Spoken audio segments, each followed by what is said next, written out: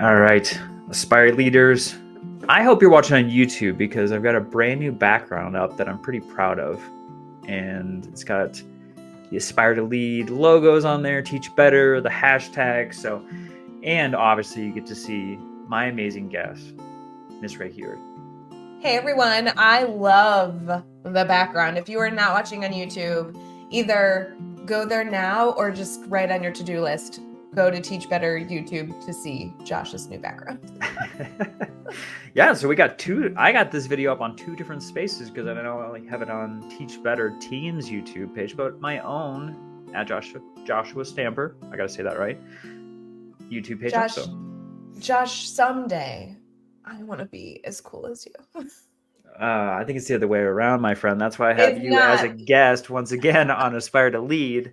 Rae, I have the pleasure and honor to work with you on a daily basis, which I have to pinch myself to say, am I dreaming? Is this some type of like fantasy that I have that I get to be around such a phenomenal person and creator every single day? And that's why I have you on as a guest today, because I don't know about you, Rae. I know we meet with a lot of educators all the time, one-on-one coaching, one-on-one discussions about the needs of their campus. But lately, and this is why I wanted to bring you on, I've gotten a lot of, I want to write, I don't know how to do that. I want to maybe blog, I maybe want to write a book.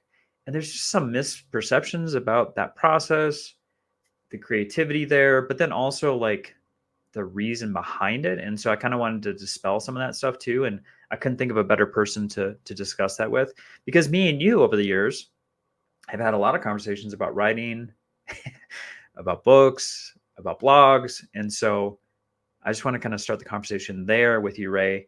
If someone is thinking about creating in some way, some form, I know you're a big time creator in a lot of different avenues.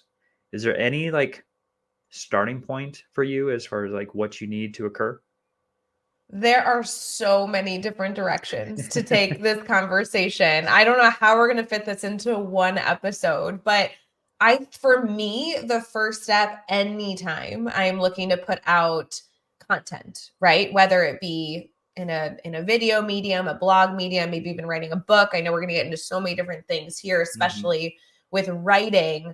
But I personally need to chew on the idea for a long time and talk it out with a friend. And Josh, that's been something I really value about our friendship is those quick phone calls, hey, do you have 10 minutes on a Tuesday afternoon to say, okay, I'm just going to like word vomit everything in my mind. And then you're going to tell me what direction resonates with you most. And that's where I'm going to get started. And that has been very necessary for my process. What about yourself?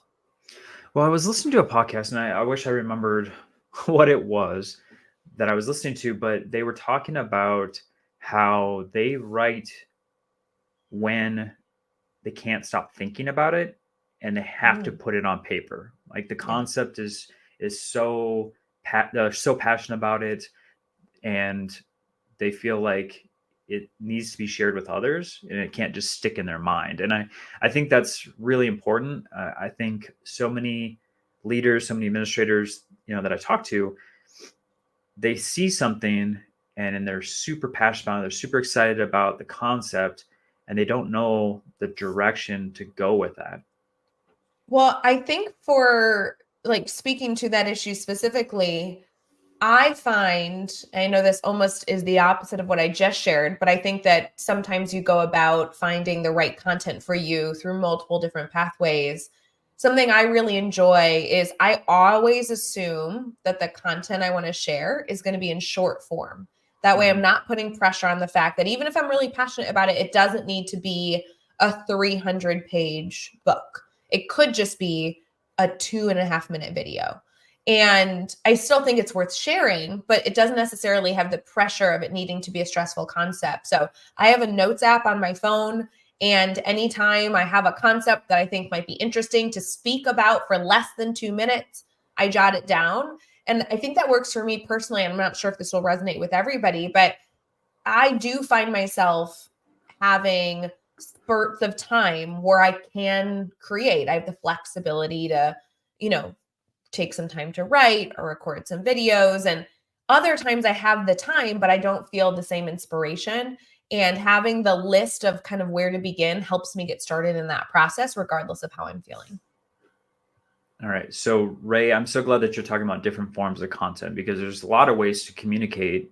And so, for me, I would much rather do a podcast than to sit down and write a blog or write a book or even jump on video and just have a conversation like I'm having with you. And I think that's why, the Spider to Lead podcast has come for 5 years, is because I love the format. I love the communication style versus sitting down and writing.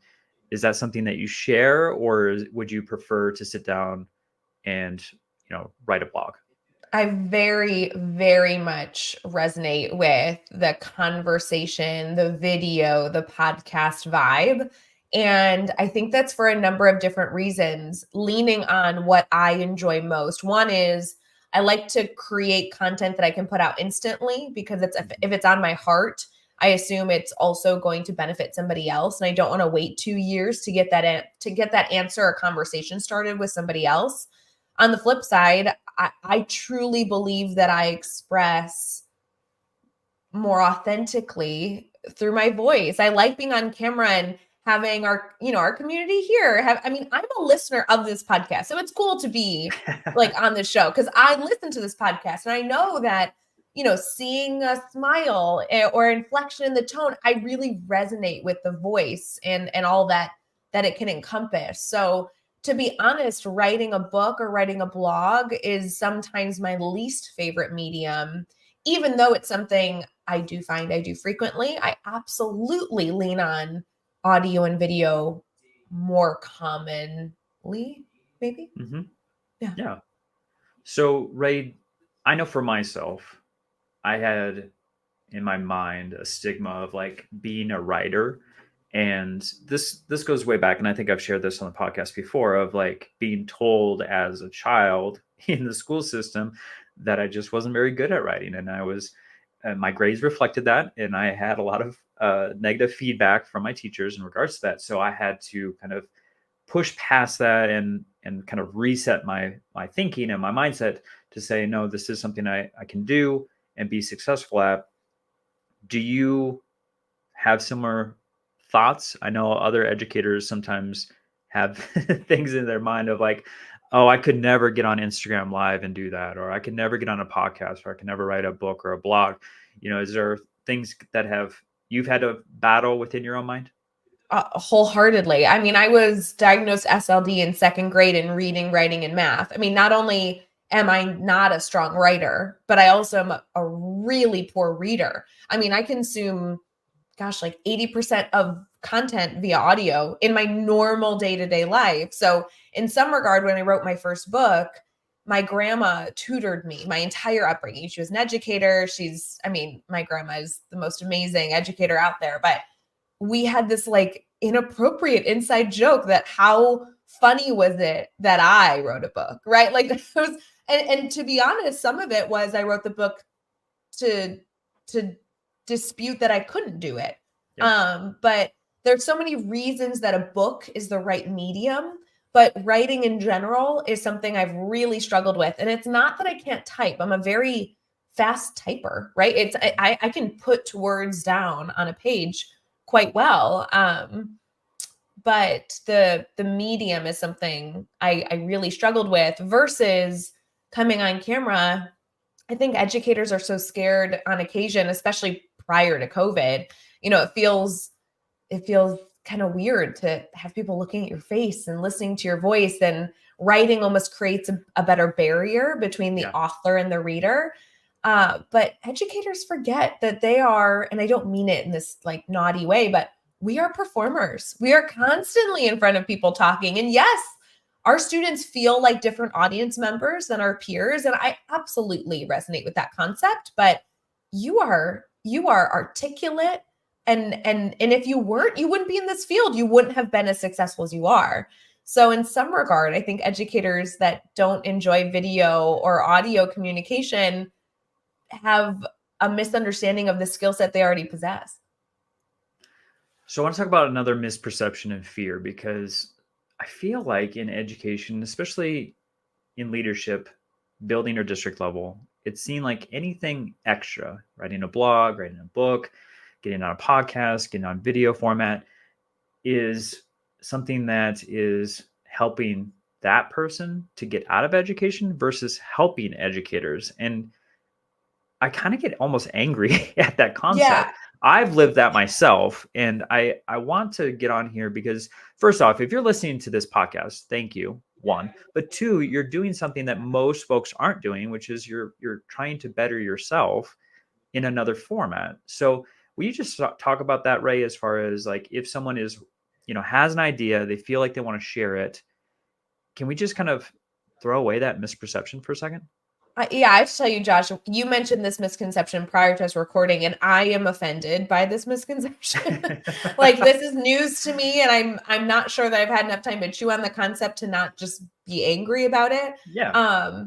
I think educators, with the incredible work happening in classrooms, I do think that educators have an obligation to talk and celebrate and share about the amazing things that they're doing. And I don't say amazing things like, oh, yeah, that one teacher down the hall that brought in that neon paper and it really just was such a fun day. I'm talking about the educator listening who says, yeah, I've been kind of doing the same thing for the last week and my kids are happy and they're learning and I feel good about it. Like, that's incredible. And we have to be talking about it. But this misconception that sharing or offering resources or writing a book, whatever it is leading towards no longer doing that work is something that I think absolutely should not exist. I understand that some people might have that mindset, but I actually think it's ineffective as well as incorrect. So, Yeah. I mean, if, obviously, what we do is to serve other people and help as best we possibly can. And if someone thought otherwise, that would be kind of offending because that's not our heart. That's not our charge. Like we're trying to help other folks. So right. So the two books I've written thus far, one came out in 2019 and one came out in 2020. I did a TED Talk in 2021. I could go through, like, I have a goal of trying to do something out of the box every year. None of them were with the intention of no longer being in the classroom. Like correct. I think it's weird that some people might be making that assumption. Yeah, I absolutely not. If you're an educator right now, you absolutely should be, sharing your voice, producing Yes. content, sharing your opinion. And if you want to leave the school system someday, like, so be it. But I don't think that it should be connected to sharing the incredible things that you have to offer. 100%. And so we're here to encourage you, give you permission. If you have an idea that you want to share to other people, find your avenue to do that. There's so many different forms of communication. You don't have to Yes. write, you don't have to record your voice or be on video. There's a lot of different ways. So, Rae, Do let's talk. Okay, go ahead. Wait, I'm so sorry to interrupt you. This is your podcast. You're in charge. I bow to you. But can we talk about the pros and cons of the mediums really quick as Yeah, people are let's do it. choosing? Okay, because I feel kind of strongly about this, but cut me off if I like totally take us sideways. But don't you feel like, let's just talk about mediums in terms of video, audio, Mhm. and written word, right? Let's just go with those three. Sure. Um, they are very different in terms of skill set, workload, enjoyment, time, everything else. I know we talked about that we have our favorite mediums, but can you maybe identify one of the mediums pros and cons?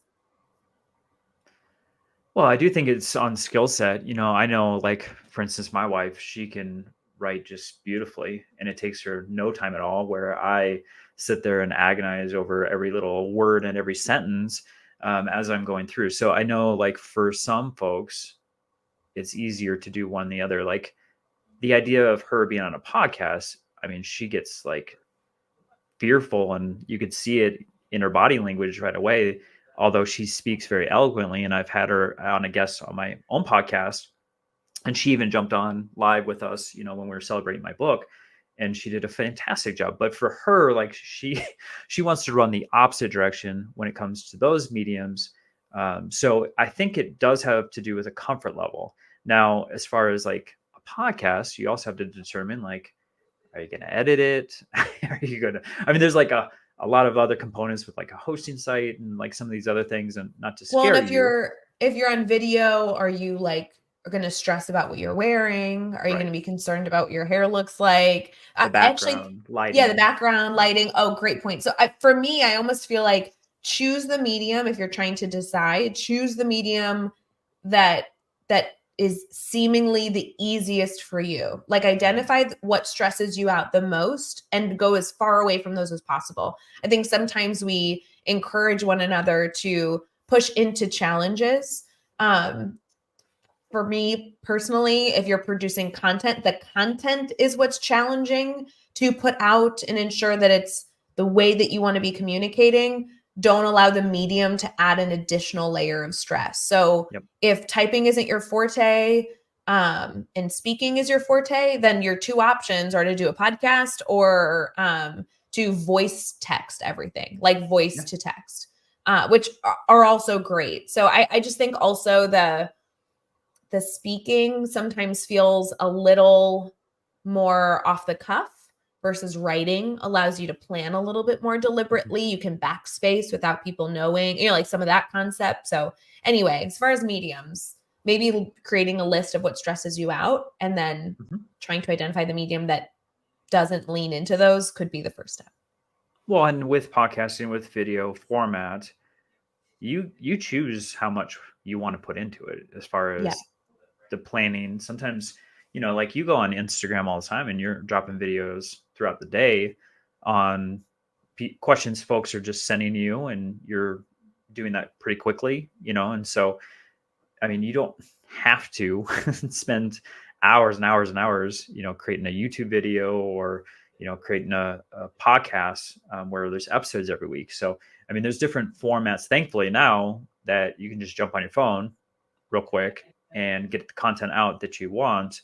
And it'd be extremely beneficial to your community and to potentially your school and your district. So, I just want to say you don't have to spend a ton of time on some of these formats. No, and I really enjoy listening to content and being a consumer of content that has really great editing and fancy spiels, but I lean into less is more in terms of the content I produce because that's what I can handle in terms of my stress load, and it just is what it is. So anyway, sorry to take us off track, but I think choosing the medium is really important and don't allow the medium to stress you out. There are other things that are more important to focus on. For sure. So, Rae, if there's someone that's listening right now, they have an idea that's itching inside of them, they want to get it out, they know it's going to be beneficial to other teachers, administrators. I know for myself, I had someone, thankfully, it was Todd Neslony. This is not everyone's experience, but I met him at a conference. He asked for me to blog on the Kids Deserve It website at the time. For me, I was like, who am I to write a blog on this site? And, I had to like kind of push through that. But thankfully, I got encouragement and I had a platform to post. And so that was my very first blog. It was very intimidating. However, it was extremely beneficial because it led to not only that opportunity, but then also, jumping on podcasts, doing more blogs. Eventually, it led to my book. Now, I'm not saying that's everyone's path, but if someone has something that they want to share out to, a huge community, and I know Teach Better has blogs, could they Yeah. potentially post with Teach Better? 1,000%. I actually was going to suggest if you're trying to get into writing, some of the first steps that I would always recommend is finding a website like the Kids Deserve It website that you noted earlier. Teachbetter.com has a blog. Go to a website and blog for another organization versus trying to blog on your own. For me personally, I think you can only focus on so many things at once. It doesn't mean that those are going to be your only focuses long term. So if you blog for teachbetter.com, which by the way, we have guest bloggers, we publish blogs on multiple blogs a week from bloggers all around the world. Yep. There's a huge support there, right? You have an editing team, you have a design team, you get to submit the ideas, they're going to make it pretty. And they also, teachbetter.com has a really, really wide audience reach. So you know that you'll have people consuming your content. I, in addition to, I'm sure many people have fallen into the opposite realm of saying, okay, I want to start blogging. So you go on to Google and you search how to make a website, and you take hours designing a website with pretty, colors, because that would be the most important thing to me. And then I write a blog, and I put a lot of effort into this, right? Like, I have created a title. I've done my best editing it myself. I've reread the blog 13, 14 times. Now it's up on the website, and I may not feel like I'm reaching the people that this was intended to support. And so I think that there's so many different avenues on how to blog. Maybe creating your own website is something that comes in the future, but going and starting with a lot of support is a beautiful way to start dipping your toe in the water. Then as you become more passionate, as blogging becomes easier, as you learn from what these other organizations might be doing to support you, then you can take it any which way. And you have resources to lean on in case you run into any hurdles, right? There's no reason to, what is that phrase? Like, eat the whole elephant, like take it bite by bite, which by the way, is the most disgusting metaphor ever, but you know what I mean? Like, I just think sometimes educators take the harder route because it feels like what you're supposed to do. Right. And I am always, not to sound like a total bum, but I always want it to be as easy as possible. And then I will slowly start taking on more and more responsibility. That may make it more challenging, but I have the background knowledge to be successful in it. Yeah. And I think this is a good segue, right? Because as educators, doesn't matter your role, you are extremely busy. This is a profession that requires a lot of time and effort. And so for some folks, they may be listening right now and being like, there's no way I have this in my schedule. How on earth do you want me to, like, I have an idea, but how on earth am I going to execute this within the busy schedule that I have? So I wanted to pick your brain on this, Rae, because obviously we've been, both me and you as content creators, that's just, it's busy. It's hard to fit that in. So what are some tips you might have that have been successful for you in your content creation? Yeah, see, Josh, I'm happy to share as many tips as I can possibly think of, but to confirm, I'm currently struggling with this topic as a writer. I've been working on the third piece. I'm calling it a piece because it probably will be a book, but who knows? And I'm currently like struggling with my own hurdles. And like, full transparency to those of you listening, Josh is actually like trying to push me into getting over these hurdles currently. So this might turn into a therapy session, but it goes both ways, my friend, both ways. I mean, truly, I'm struggling with this one, but okay. So let's go over some basics.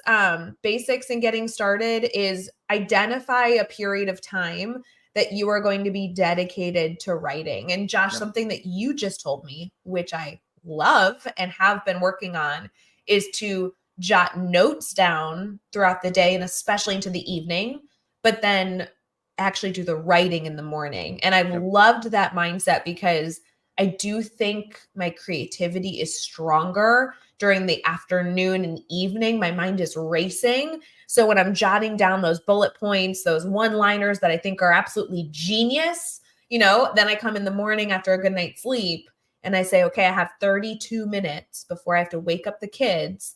I'm going to dedicate some time, and I'm only writing to the bullet points that I previously wrote myself. So that's one avenue that you've given me that has been really helpful.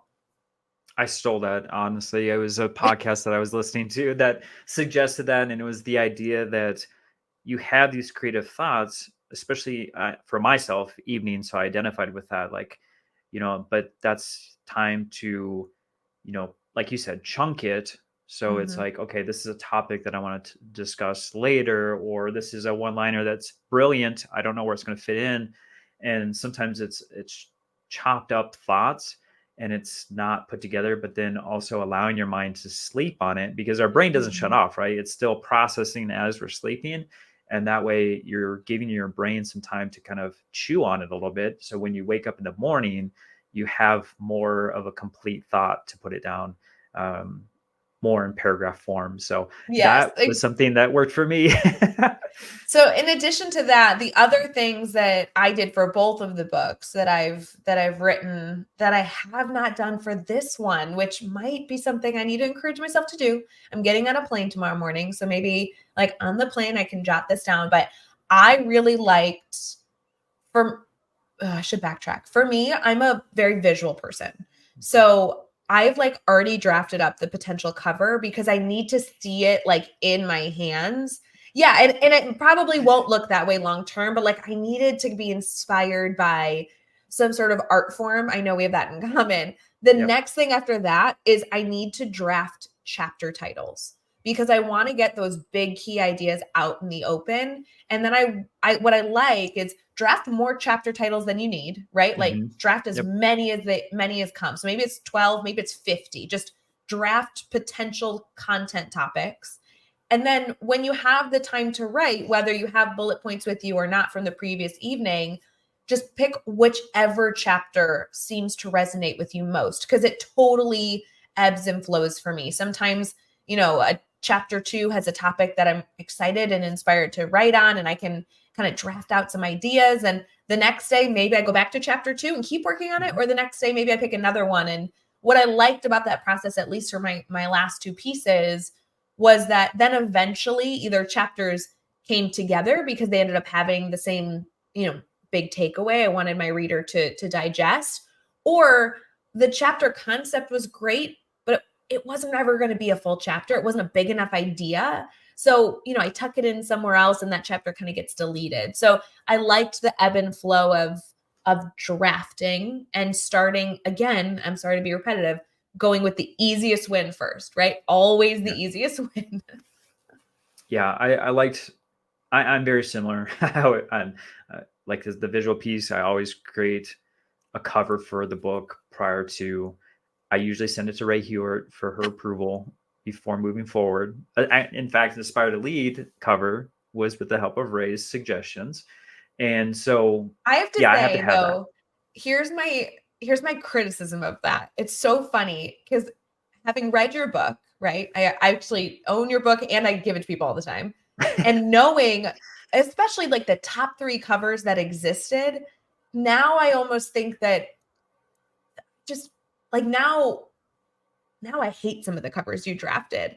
Like this one, like you ended at the right cover, right? And sometimes I think about, I'm like, oh my God, you have this beautiful lion that was like, oh my God, this gorgeous cover.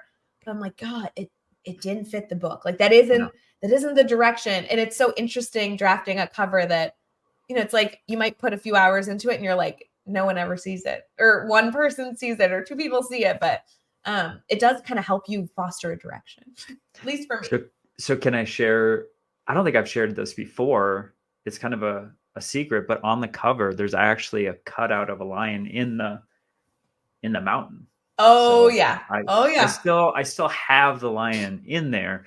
Now the last chapter is mindset of a lion, so that's why it's in the cover. But it's subtle. It's not like you can really tell unless you see it. But I loved it. And Aspire to Lead is, for those of you who may not, like visually have the cover in your mind, it's somebody climbing a mountain. I think it's so visually appealing, and it's very much in line with the work in the book. And again, I can vividly see my second favorite cover as we were having this conversation of that gorgeous lion. And I'm like, oh, it was so pretty. Just like, not this one, not this book. No. So, yeah. And it may never ever be used. No, probably maybe not. But again, like that's something I really needed for this one I'm working on, is I needed to draft the cover first. Whereas the second book I wrote with Adam Welcome, which was Teachers Deserve It, I had no opinion of the cover. I had very strong opinions of the chapters and the content. The cover to me was like, eh. Like I remember getting your opinion being like, I don't really have an opinion. Can you look at these 5 and just like tell me which one you'd rather see at Barnes and Noble, right? Like, so it's definitely the process and the topic. I love it. And so just to backtrack as far as tips, I think, finding a dedicated space, finding dedicated time, even if it's just a couple minutes a day, always having your hands on that project. So it doesn't matter if it's a book, a blog, podcast, video format, just finding ways to create for myself and having that consistency, because the more that you don't do it, the harder it is to come back to it. And so regardless of the project, make sure your hands, Ray's raising her hand.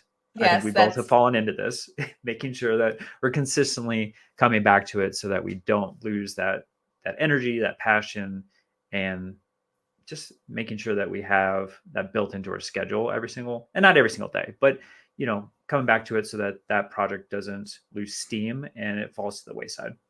Well, we all do it, even with our, our home lives. You Yep. need to wash the dishes, but you'll do every other task because you don't want to do the dishes. And that's very Yep. much where I am with the writing I'm working on now. The other strategy that I found with this book specifically, this piece I'm working on, Josh, which you've helped me process a lot because I've been feeling a lot of shame around this, but if the book or content, or if the content you're working on is more emotionless, like fact focused, I like typing.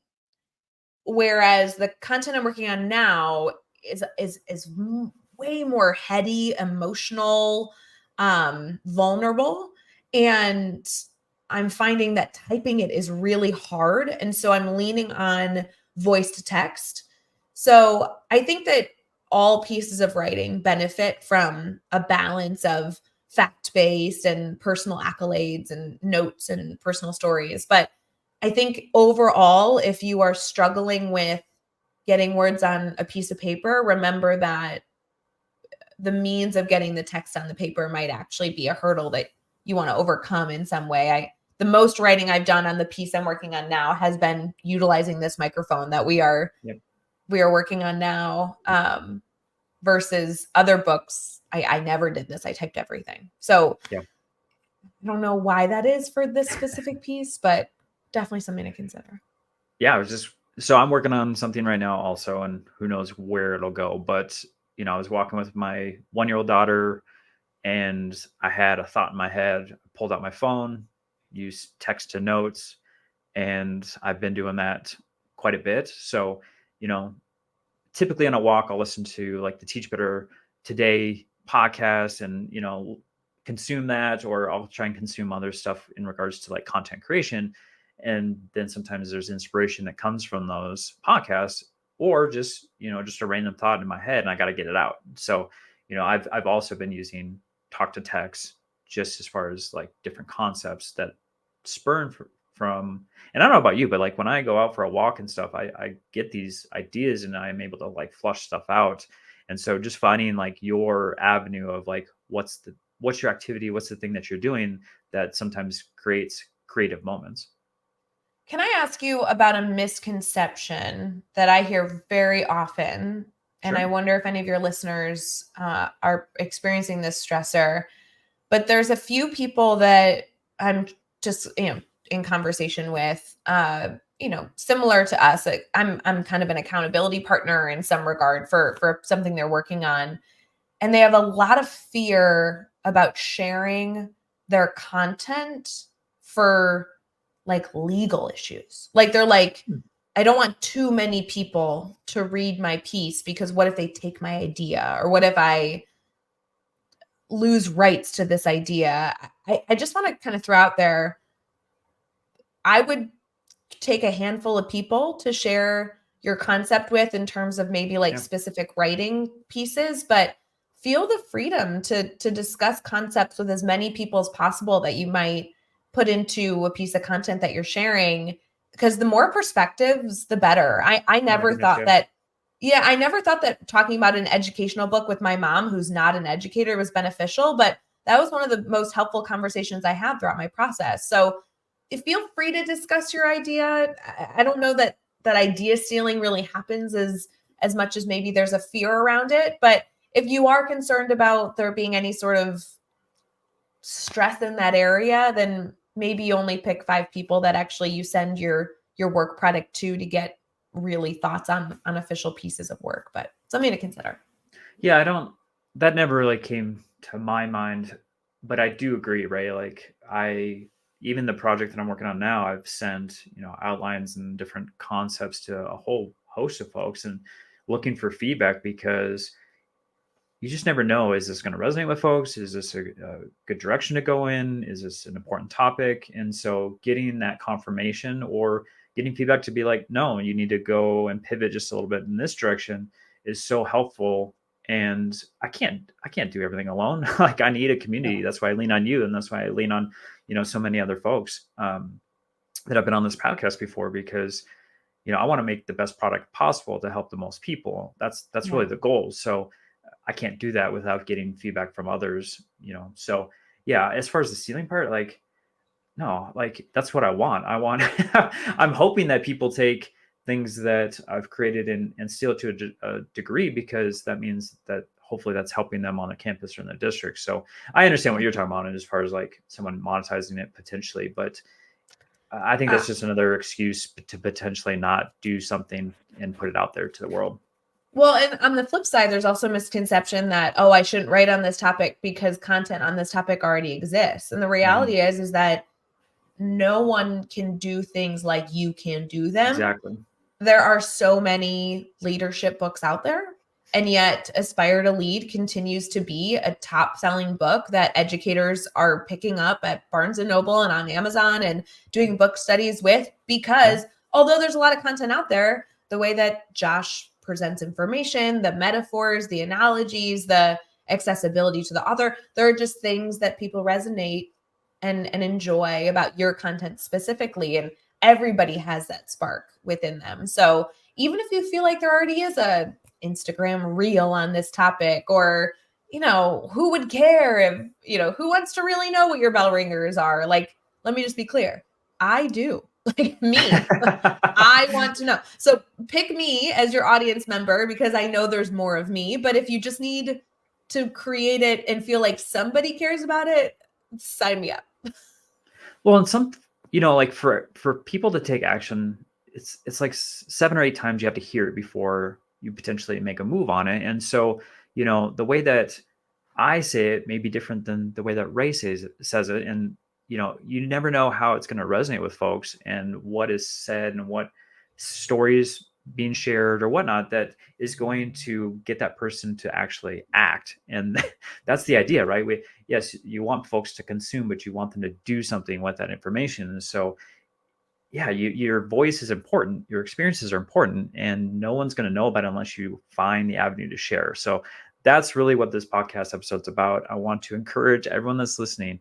It doesn't matter your position. It doesn't matter if someone's saying something very similar. Like, your voice matters, and I want you to find the avenue to communicate what's important. So we are giving you permission. Rae's giving you so many wonderful tips on how to go about this.